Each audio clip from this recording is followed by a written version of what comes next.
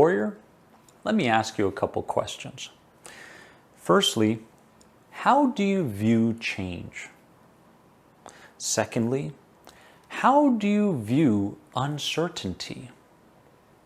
Thirdly, how do you view the unknown?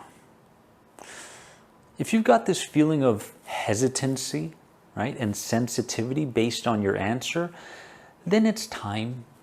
It's time that you change the meaning of these things.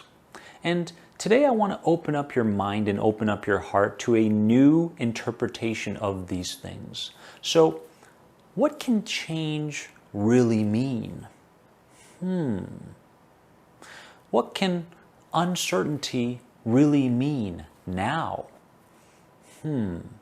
What can the unknown mean now?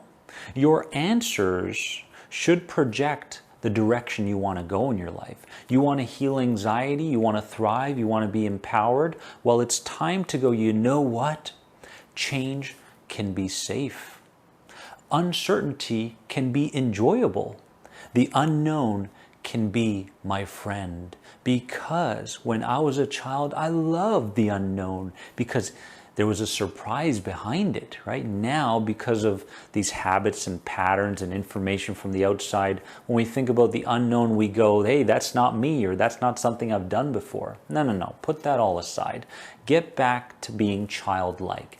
Get back to the mind of a child before you were corrupted with all these ideas and belief systems. So, what can change mean now? What can uncertainty mean now? And what can the unknown mean now?